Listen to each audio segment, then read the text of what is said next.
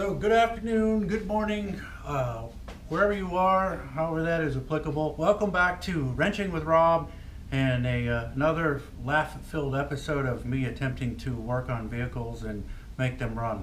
So at the end, because I always forget to say this stuff, so I'm just going to say it now. Like, share, subscribe, laugh, comment, all that happiness. Make me feel better that, even if it's a bad comment, somebody actually saw it and paid attention to it and watched it till the end, or maybe even stopped in the middle of it and said, that was pretty dumb. Anyway, that's how we learn. So the last video we had, I think I was pulling the head off this 1973 CJ-5 232 inline V6 with this trillion-pound head that we took off with the intake and exhaust manifold attached. So it weighed something like, I think I just said, 1 trillion pounds. Actually, I don't think it was that heavy. I think it was even heavier. Anyway, with the awkward angle that it is placed in here, that you have to get into, contort yourself to lift that amount of weight. Yeah, I should have probably had help taking this off or used the engine hoist or whatever. And some of you are going, it's not that heavy. Well, it probably isn't, but I didn't like it, and I'm the one doing it, so I can whine all I want. So where we're at here now is the head has been worked at the machine shop. We had it planed, surfaced, whatever you want to call it. The head was evidently like 6 thousandths off. I don't know if that's enough to really make a difference, but we took this thing off because we suspected a head gasket leak, and it was blowing steam or smoke, whatever you want to call it, and it smelled very strongly of antifreeze, and it was losing water. Couldn't find a distinct smoking gun, i.e. like a actual head gasket where the head gasket was blown, it was busted or anything like that. But I do believe with it being that far warped or off that this is going to help. We also had a valve job accomplished on it, and we put new valve guide seals in it, new frost plugs, and had one exhaust bolt removed from it. So I'm going to pick you guys up, take you over to the bench, show you the carnage that has now been refixed or resurfaced, and then I'll probably end up doing a little bit of prep work, maybe filming a little bit of that. We're going to put some high tack on the gasket itself, and I probably again won't film the awesome carnage of me attempting to put that head on there, so everybody doesn't die laughing and watching me make a fool out of myself trying to lift this thing. But probably will bring you back when we do the whole torquing sequence. I have to look it up in the book. I'm sure it's probably where you start on the inside and work out, and then take it up in a couple of sequences. And then hopefully here we'll be doing a first start on this thing since we started this whole head gasket rewiring, re-gauging wheels and tires, brake, and relights and so on projects. So anyway, I'm going to take you over to the bench and we'll check that out.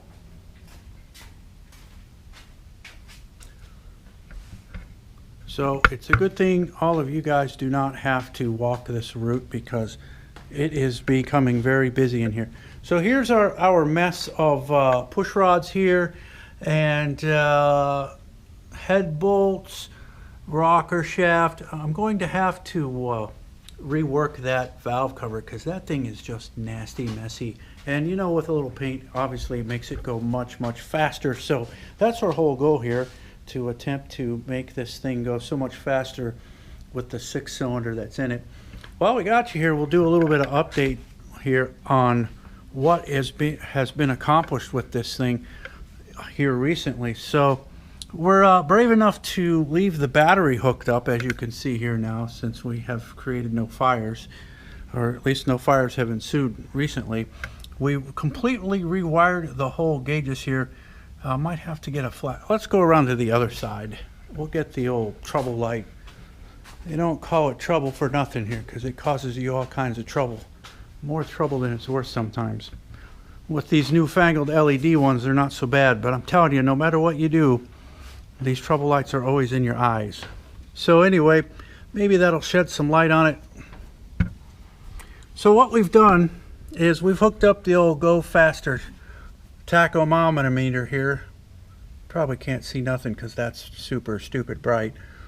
We rehooked that back up because you want to know how fast the old 6-cylinder is attempting to spin there. We've reworked the speedometer cluster. The speedometer does work. I hooked it up to the old drill and spun it around, and it made speed. And the odometer seemed to roll over a little bit, so that seems to work. We've hooked up all the factory gauges there, replaced the fuel gauge after a couple of weeks of troubleshooting why the new fuel gauge doesn't work. It's because it takes 12 volts and not the original 5.5 or 5 or so volts that the old one took. But lo and behold, the temperature gauge still takes the 5 volts. So we had to conjure up some fancy USB type transformer stuff up behind the dash. Some other stuff that we've done here is I've put these little, let's see if we can do this without making a big disaster here. I've put these little things here back in. They actually light up. You might not be able to see that because of the little trouble causer is making too much light. So let's get right down in there for a minute. See how these light up and they go out? So, whoops, too far. We put those in. The tachometer there lights up as it should. Even the old gauge lights light up in the cluster. Whoa, man, I've been beating you around there. Yep, see, they all work now. The get out of my way works. Classic Jeep sound there. So we've got a temperature gauge, and for those of you that are paying attention, that's a temperature gauge and that's a temperature gauge. But we wanted to plug the hole up. We got oil pressure because that's probably the most important one out of the bunch. And then we got a voltmeter, and as you can see, wow, that is pretty low. And look at that, we actually put a functional radio inside here. So we got a lighter plug in case you want to charge something. So anyway, let's check and see if that voltmeter shows anything different if we shut it off. Sure enough, it come up a little bit. So we'll turn that back off. We've hooked up our, down there you can see with the flamethrower light here, that's our backup light switch. So we need to put that cover back on here soon. And we'll see if I can snack you out of here without causing a problem. So this is the heater power switch. I have the heater switch, it just came in. This is going to be our choke. I don't know if you can see that because of the darkness that's ensuing here with the top on, but our choke's going there, I think, unless it interferes with the tachometer. All these wires underneath will be tacked up once I finish wiring the heater switch in. We'll zip tie them up there, make them so that they cooperate with the underneath of the dash. We got our old speakers in here. This thing will go 100 miles, well, maybe not 100 miles faster, at least 0.5 miles an hour faster with that thrust of that added speaker there. Still got a pretty good mess going on here in the tailgate. That's our leftover wirings. As soon as I can complete the mess under the dash, we'll kind of tidy up some of this. We got our zip ties and our fancy body clip things here. If you can see these things, these are pretty actually nice. I'm really going fancy on this thing. So we replaced all the original glass fuses that were all custom painted there. And I'm sure serving a great purpose with the regular blade type fuses that are all underneath the dash. So one thing I didn't really get into when we were up in here is we've kind of redone all of the wires underneath the hood here. We're still in the process of actually fastening to the firewall. And they're running this nice loom here. The alternator wire looks really nice now. And all the headlight stuff looks good. I don't know if you can see all this with all my crap in the way, but so we're looking pretty good under the hood. We got our ballast resistor wired in over there. That's what all that stuff. That'll all attach to the head once we get it back on there, and no death ensues. Got our big maximum huge maxi fuse up there. I think that's like, I don't know, 120 amp or something. I don't know. It's a lot. That's supposed to be the main one that blows up in case you really do something bad, and in which case you probably have a bigger problem than that fuse. So we're going to walk over here like I originally intended to the other side, trying to avoid all these obstacles. The 87's hood is coming along. we'll have to do another video on that. We're attempting to put the gas tank in, so that's what that silverish object is down there. It's not cooperating, so we'll move on to something a little bit less angry minded. So here's our head. So it's a little greasy right now due to its prep of after the machine shop dialed it in. They put some pretty good stuffs on there to try to keep it from crusting up, as who knows when we're going to get back to it. I noticed that it's got a little brass plug right there. I've got another temperature gauge I need to plug up into this thing, so that might work out perfect. So I don't know if I can hardly see it, but I guess it's been planed off, so it's all nice and flat now.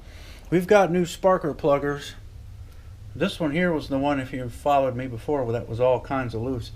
So I'm not going to tip it over because it'll probably fall off the bench and smush my foot and make me very angry. But all the valves have come out. All the valves had a Go Fast 3-angle valve job on them, which really should help out this thing. I don't know if you can see any of that or not.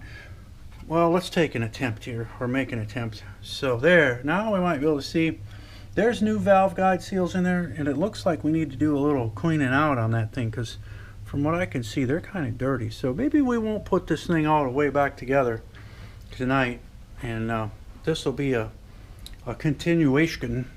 So here's our intake / exhaust manifold. Okay, so we're back. I kind of cut a little bit out of it because we live here in Florida and you never know what the weather's going to do, and the bottom fell out, so it started raining pigs and cows, and my shop's in has a tin roof, and I couldn't even hear myself think there for a little while. So wouldn't do me any good to record or talk, or not that you guys want to hear me talk anyway, but it was loud enough that I just didn't turn the camera back on. It slowed down a little bit because in Florida all we gotta do is wait 5 minutes and the weather will change anyway. So as you can see, the head is on there. I've torqued it. I'll go over that here in a minute. I'm using this old Chilton's book here that covers the old Wranglers and Scramblers and as you can see, the CJs and all those.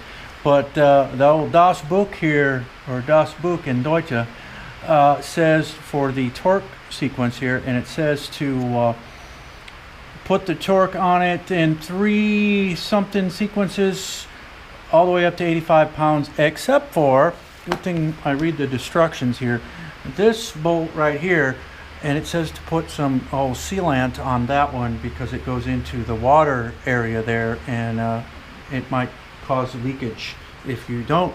So that one only gets 75 pounds or foot-pounds of torque. So I wanted to show the world here what type of torque wrench I'm using. Everybody's got those fancy clickers or the clicker beeper vibrators and the big expensive snap-ons. This is an old Sears Craftsman old school style, and I don't know if you can see this very well or not, but it does not click. It's all El Manuel, and you pull on it till that little dial there reads whatever you want it to read. So my grandfather gave me this years and years ago, and it has been very, very good. How accurate it is, I'd say it's probably somewhere in the neighborhoods of 1,000 foot-pounds off, but it makes me feel better. And every time I stop with this one, no matter what, that little needle there always rests on 0. So I'm very happy with it. Obviously it's a foot-pound torque wrench. If you wanted to go to inch-pounds, you just multiply it by 12 and go from there. So, and of course minute pulls on it instead. So I can't go down in the super low inch-pound areas, but I've got another one for that hiding around here somewhere. So where we're at now is we've got a couple different ways we can go. We can put the rocker shaft back in with the push rods and all that mess, and torque all that down. Put the old sparkulators back in, as Vice Grip Garage calls them. Man, I love watching you guys. The ballast resistor and all that kind of stuff can go back in. It's basically just putting it back together. I went and got a new thermostat, like a good person should, just because I don't want to tear it all apart and drain it all back out again. But of course, as I looked at the picture with the guy over at the auto parts store, which shall remain nameless, I even identified the picture of what I needed, and I still got the wrong one somehow. Somehow I managed to not look at the one he put in the bag, and it was of course, the wrong one. Luckily, it's only like a couple of miles away, but that's another trip I have to make and go exchange and do all that other fun stuff. So I also found, and I think I talked about this a little bit ago, a little brass plug up here. I've been looking for another place to put the original temperature sensor, and I think I'm going to put it right there. The reason we have two temperature sensors on this monster is because there was a big 2-inch hole there already, and I just planned on just leaving that hole there blank. So we use both of them. The other one goes to the side of the block into a frost plug. That's the mechanical one. This one would be the electrical one that's in the cluster. So yeah, I know it's overkill, but I like stuff to work, so we're going to go with that. And then of course it's to put the trillion-pound exhaust manifold, intake manifold combination back on. I elected not to do that this time as far as putting it back together with it on there as I took it off that way, because this head does not have alignment dowels. In other words, when you set it down, you better have it pretty square, because you don't really want to move this around after you've got it set on the block, because you'll disturb the head gasket and make it angry, and you run that chance of it not leaking or leaking, excuse me. So I just put a couple of bolts through. Some guys use bolts without threads on, or take the heads off or whatever, and use them as guides. I got lucky for once and got it pretty close, and I didn't have to move it at all, so that I could tell, and it went down in there. Or it'll leak all over, and we'll have to do all this again, and we won't shoot that part. We'll just pretend it all worked out the first try. So we're thinking positive for the most part. And then with the intake manifold here and exhaust manifold, it actually has little alignment marks. So maybe we'll get lucky when we go put that back on, and it won't be so bad. But I'm going to bring you back when we're going to put that back together. The rain's picking up, so we'll bring you back in a minute. Okay, folks. So it is the next day. The rain proved to be a little too much last night, and I gave up because it was too noisy. So we're going to pick up where we left off. I'm going to put the push rods back in, the head's all torqued down, and we're going to work on putting the valve train in, or at least the rockers and all that assembly. So I have to get the push rods.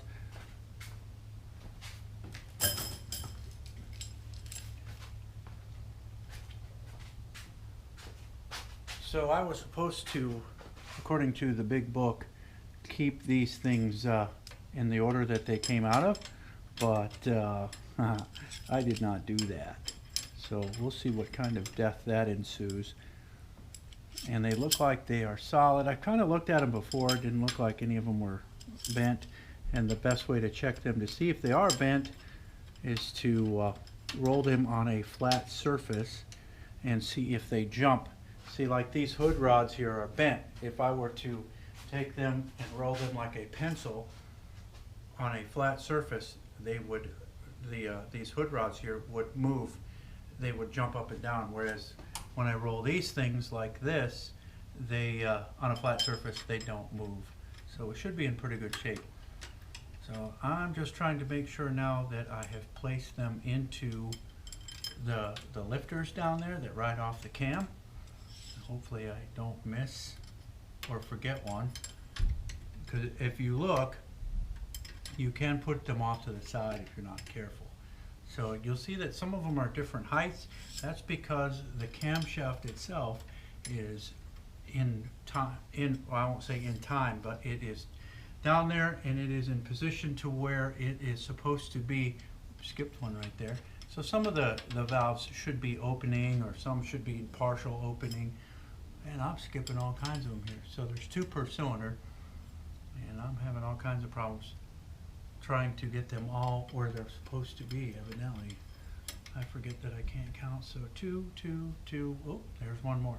So all those are theoretically in the right spot. They all appear to be somewhat on the same height, and if I look at them from this angle, they all have pretty much the same perpendicular to the valves here. And what I'm talking about is, like I just showed, I don't want them to be off to the side like that or crazy. So hopefully I've got them all in their lifters down there. I'll go get the rocker shaft and we'll try to go from there.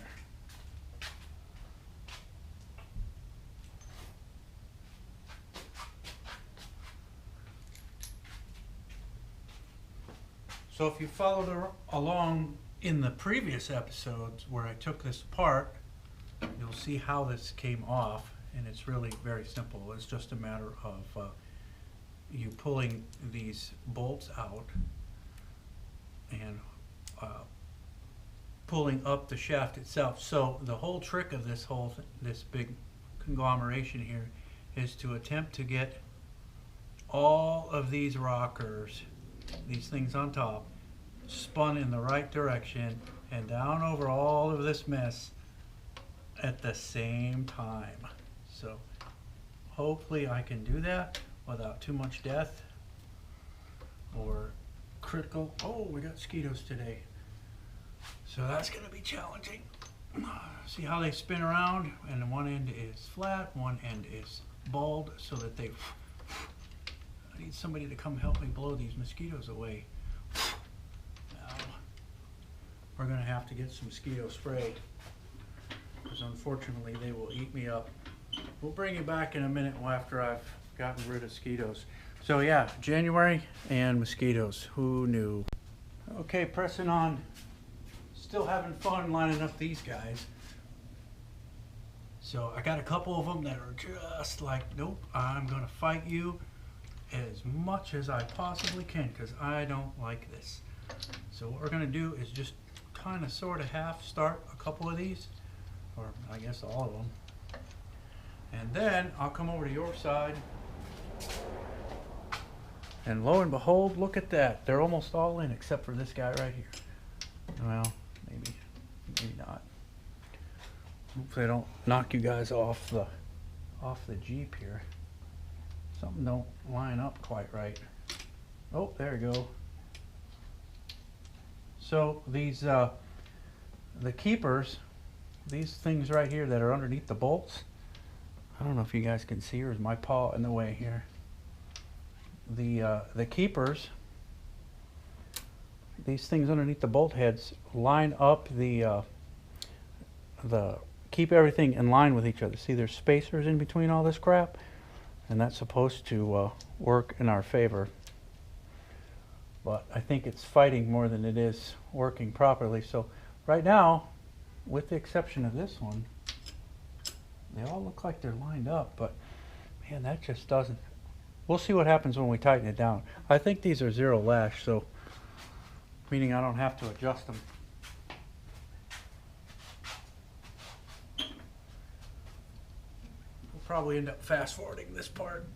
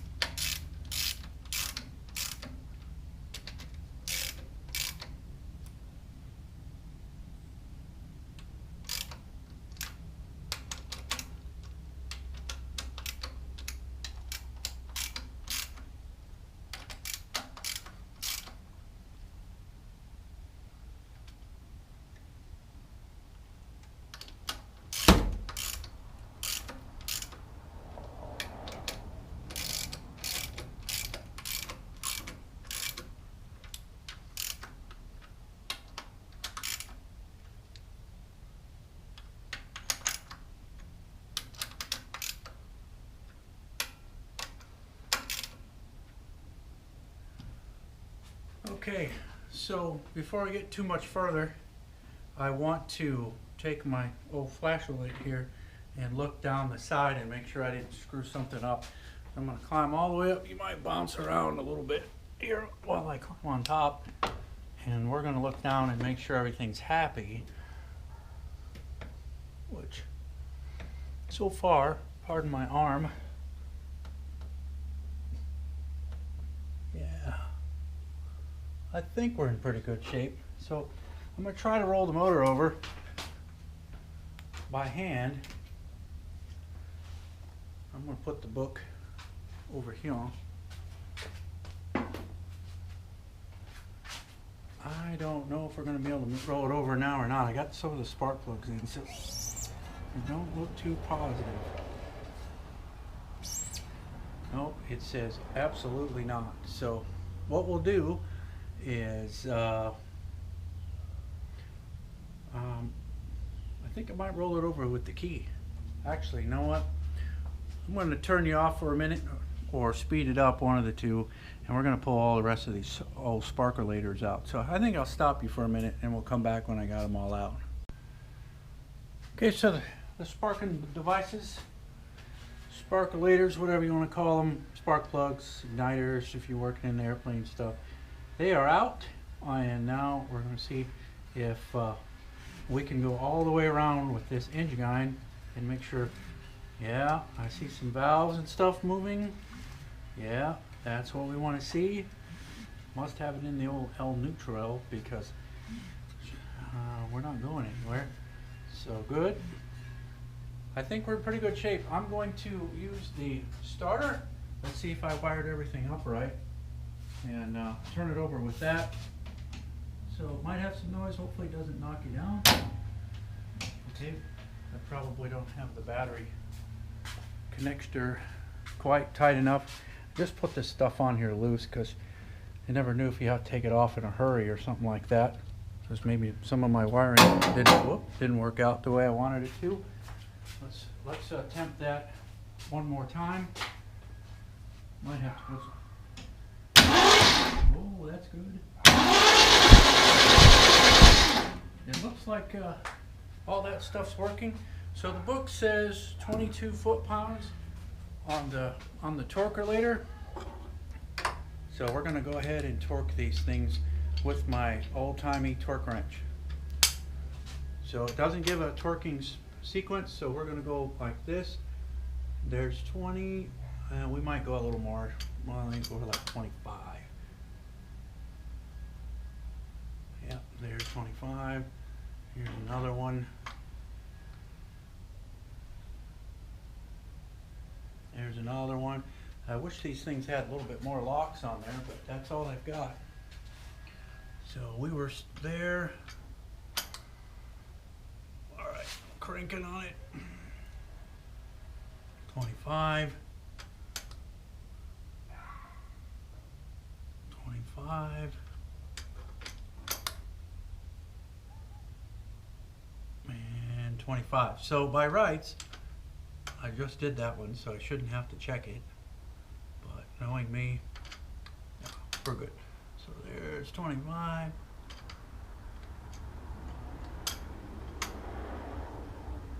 25.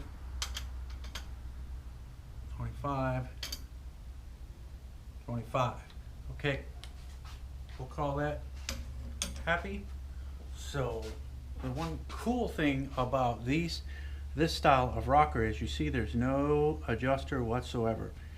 That means that they're hydraulic lifters and they don't require any adjustment. If anybody's ever worked on a Chevrolet motor, you know exactly how they go, at least an older Chevrolet motor.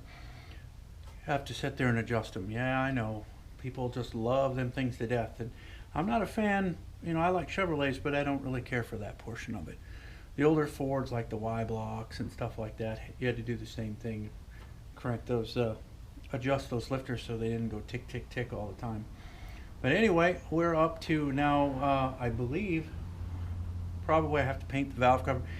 Should put the intake exhaust manifold back on, but man, I do not want to do that. It is so stupid heavy and it has so many bolts and there's so many of them that are just a nightmare to get to. They're in such crappy places. It really makes it difficult. Yes, guess what I'm doing? I'm whining. But when I get all set up for that, we'll bring you back and we'll go from there. So before we get too far, I guess we'll put the coil back on there. So hopefully I can keep my head out of the way long enough so you can see how that goes. So what we did when we rewired this thing is we put a ballast resistor back in there, and that ballast resistor, ooh, looks like I should be tightening up the wires on that coil. I forgot all about that. But the ballast resistor takes that 12 volts of battery power, when somebody can correct me if I'm wrong, and knocks it down to, I think it's around 10 or 8 or something like that, because this is a points system.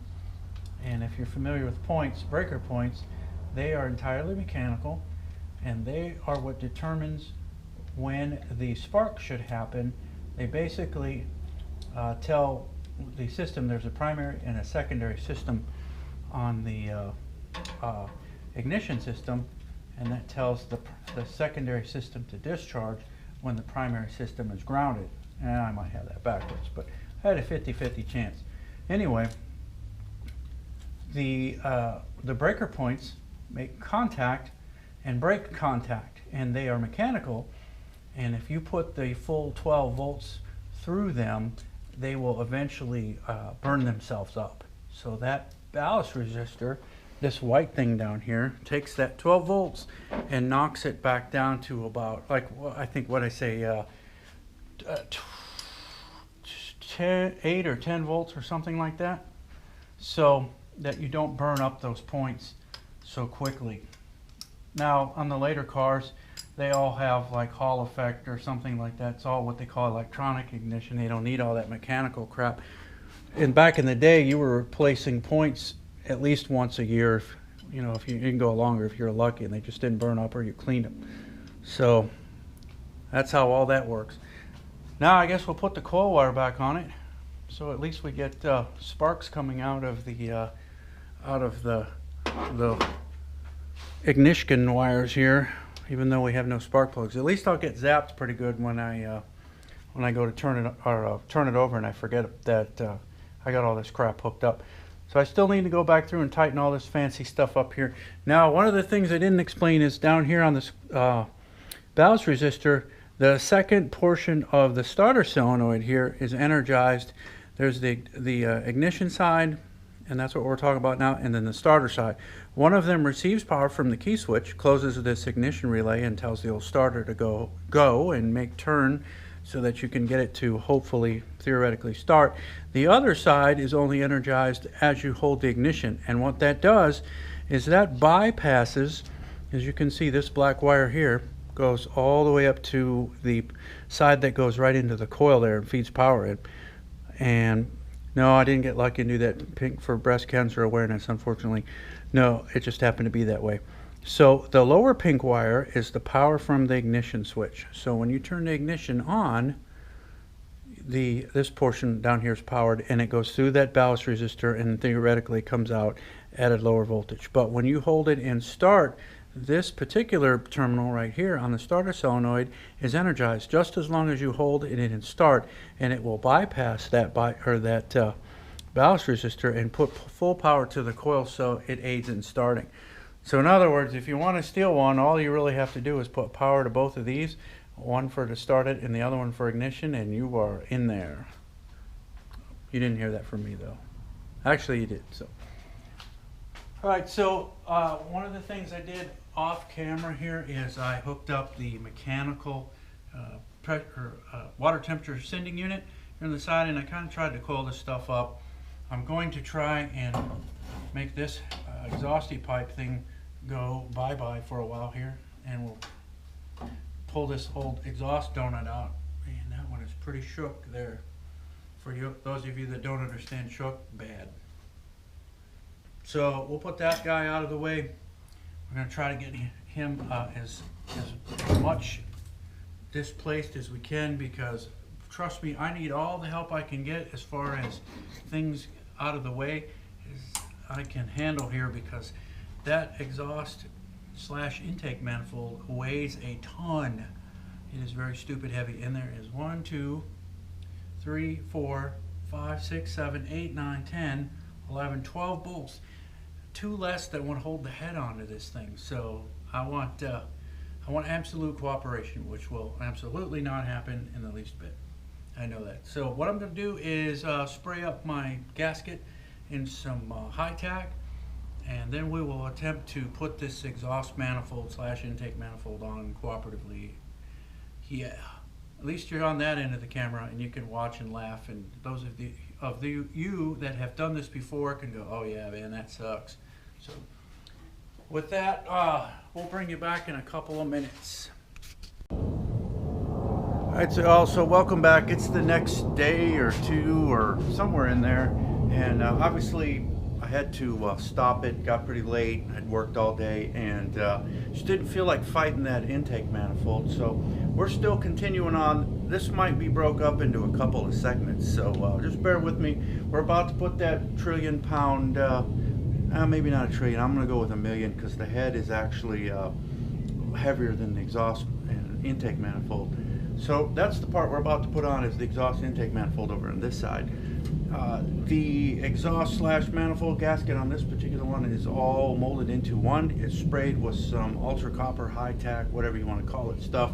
It's screwy, and hopefully it stays in place while we put it on there. We've got all of our bolts laid out over here. Theoretically, I think I broke one, so I'll have to find another one. Luckily, I've got some for the some leftovers from the 87 over there next door. So without further ado, I'm going to grab the intake exhaust manifold. It's got all that pretty paint on it now, and we'll put it on there. I see one more thing I'm going to knock out just before I put that on there, so as soon as I get that taken care of, I'll bring you right back, and we'll you can watch me attempt to put this thing on there. Okay, let the fight commence.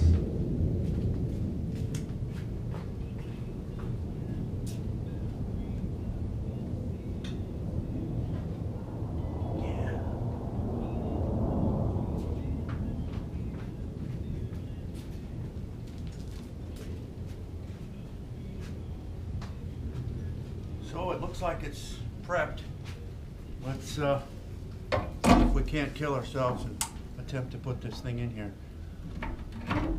So it is all nice and pretty. Let's see if I can hit those dowels on the first try, those alignment dowels. Oh, I think I did. If I can keep my paws in there long enough to put a couple of these bolts in to help start it here, I think we'll be in good shape. Oh, I think this is going to go so much better than the one I put on the 87. I didn't even film that, so just didn't think anybody would really care. I got one started, sort of. I'm attempting to find another one here. If these washers will cooperate, they are not wanting to play today. At least I'm not doing this in the stupid cold, like some of you poor fellas and gals have to do. But yeah, so far we've got 2 of them started. Should probably work on some of the lower ones before they won't start. But they're such at such a nasty angle down there that I just don't want to. I just don't want to put them in there. This is one of those projects here, or at least this particular part of the whole Jeep project is very easy to put off. I don't like fighting these things, but it's a necessary evil, I guess. I've heard a lot of people complain about the induction systems on these old Jeeps, and I can see why, because this is not fun. But yeah, it's going back together anyway. At least I only broke one of the bolts. Could have been worse. I've seen it on the old Fords, like those old FE blocks, that it seems like all the upper ones break. Then you're sitting there fighting the remnants in there. But hey, so far, knock on wood, we're moving right along. Oh, thank you, sharp piece of wire, for cutting me. I always need some new cuts. Here's our first one that we can't get at. I think I have to fight it from the top down, if I remember correctly, or not. You can do it. Find your home. Find where you came from. You have to wonder why sometimes these things are designed the way that they are, because they're definitely not there to make you happy, the mechanic. I guess they were designed never to be taken apart. At least that's my theory on it. We've almost got all the long ones in here, or at least started. I guess they're not necessarily or technically in there, they're just started in the block. Let's see if we can get at that one with a dual extension here, and see if we can get it to start. Oh, maybe. Oh, I don't know, I can't tell. Maybe we'll persuade it a little bit. Hey, that's working. All we got to do now here is start the short guys. These little ones on the ends. And again, I'll have to go find one. But so far, we're on a roll. Might have to pick it up and stay here. So if you're hearing all that racket, I guess for some people call that the sound of freedom. Our F-35s and F-22s are all flying, making a bunch of, or changing a bunch of gas into smoke. For those of us ex-fighter crew chiefs, that equals lots of work. So good for some, not so happy for others. I'm whining. I gotta quit that. I just don't miss all the noise. Now that one's gonna fight us. Oh, maybe not. Good thing I said something or they're never gone. So I think I'm about to the point of attempting to run a couple of these a little bit snug. I won't say snug because, or I'll change it, because if I actually run them up too far, whatever I don't have started will magically not even get close to the hole anymore.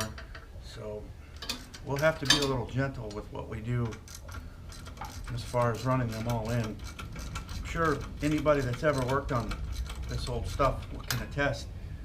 If you run everything up tight and you missed a bolt, it's almost 100% chance that that bolt isn't going to start at all. Wow, I don't know what happened when I went to take this thing apart, but so far I've managed to get at most of these bolts with just an extension and a ratchet here. I don't know, maybe I was in a different world or something when I took it apart.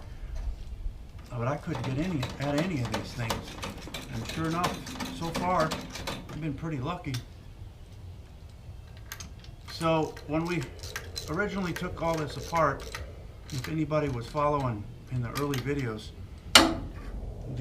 let's put this dirty old rag down here in this intake here. Since we did such a nice job fixing all this stuff up, it'd be a shame to get something like a bolt or a nut in there and have it go through the grinder. In theory, that probably wouldn't come out the other side without tearing something up. But so back to before I got squirreled there.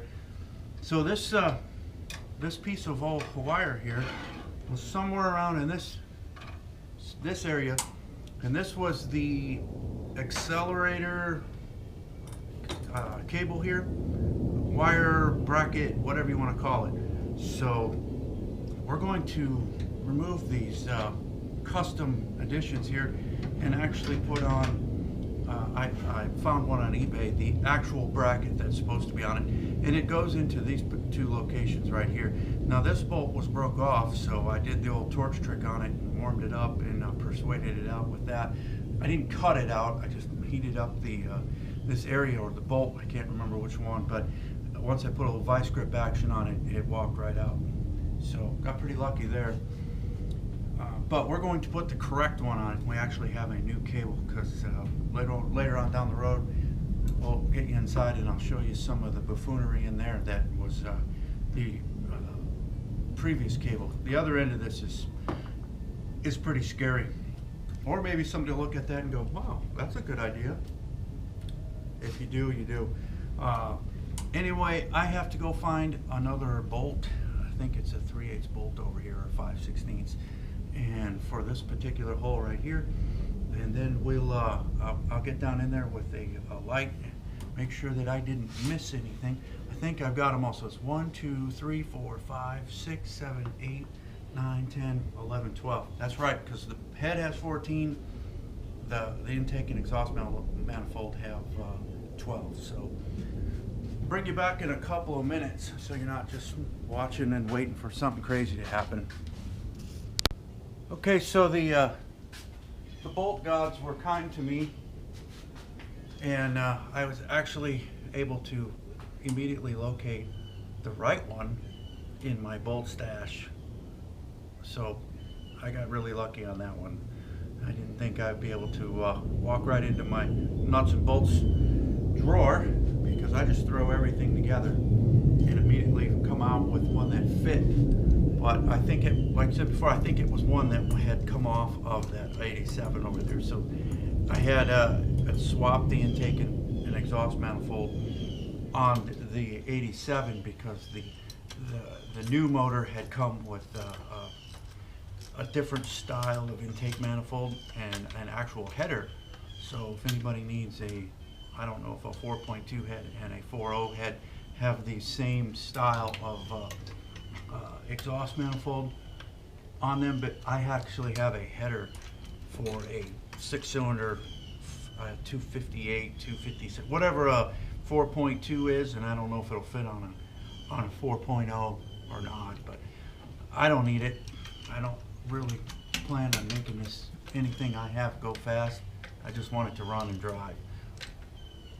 And I'm sure this fellow is the same way. The 87 is going to be that way.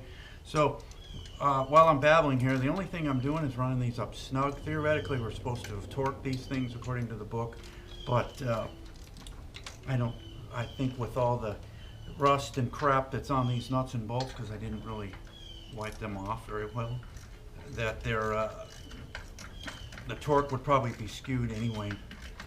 So what we're going to do is run them all up even. I'll get the old book out. Pretty sure the book says start here like a head and work out, and that's what we'll do.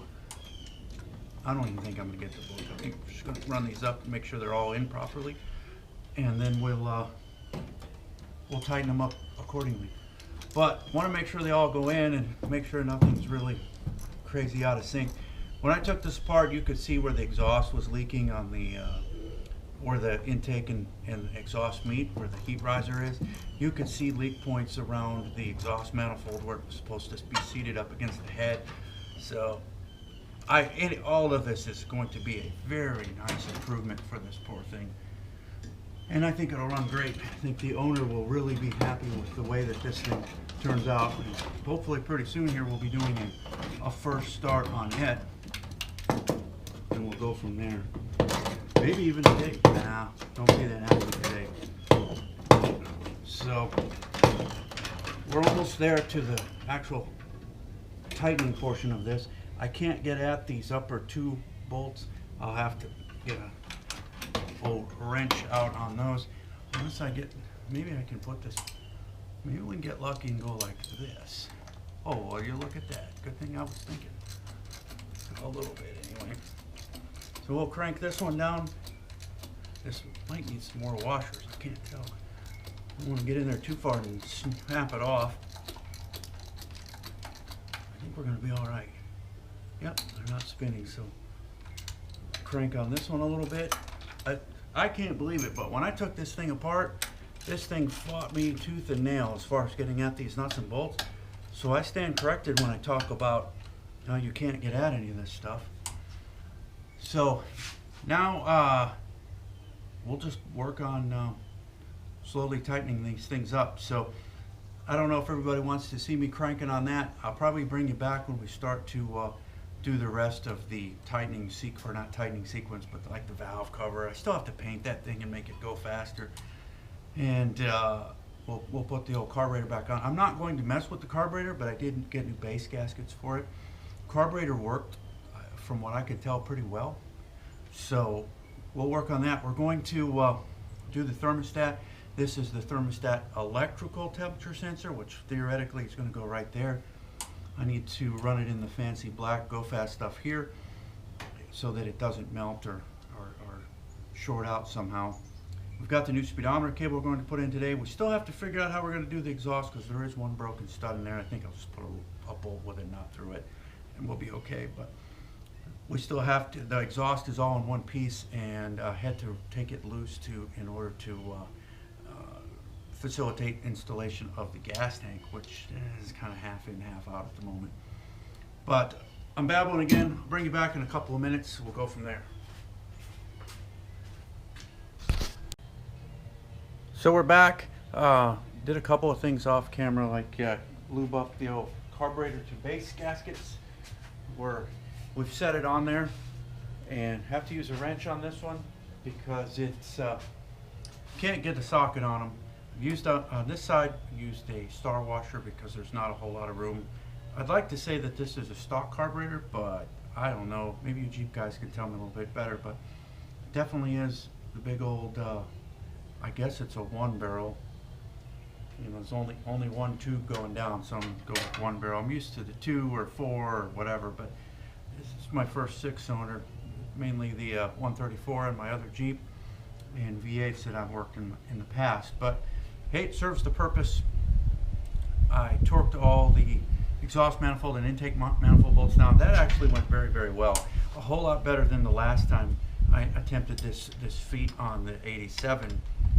And that one didn't have any fenders or anything on it around it. So I'm not sure if it's just because it's older or what's going on there, but this worked out really, really well. So I'm very happy about that. So we're going to crank this carburetor down a little bit and probably we may call it a wrap, and the next things we'll end up doing is I have to clean the valve cover and paint it, make it go a lot faster, and probably spark plugs, gap them, set them. We've got a new cap rotor. I have to figure out the firing order again. We'll have to get into the book because, of course, I didn't mark the wires, but there's only 6 of them. It shouldn't be that hard, and I have the book right behind me. We talked about how the rockers are hydraulic, so don't have to worry about setting them theoretically. And the accelerator pump brackets coming in, it was wired to this cool looking conglomeration right here. Either it's a different carburetor and this bracket that we're getting is not going to work, but it bolts onto this area right here. I do not want to go back with this setup here. Just don't like it. Doesn't look, to me, it's just not correct. We have to put the choke wire back in, tie up the loose ends on the water, put the wire in for the temperature sensor in, and can't hook the exhaust up right now because I'm still working on putting the gas tank in. So we'll go from there. So I want to thank you for hanging out with Wrenching with Rob. If you've been with me this long, I'm sorry if it's painful. I've probably done a lot of babbling and things like that, but I promise we'll be doing a first start on this very soon, and then we can get back to working on the 87.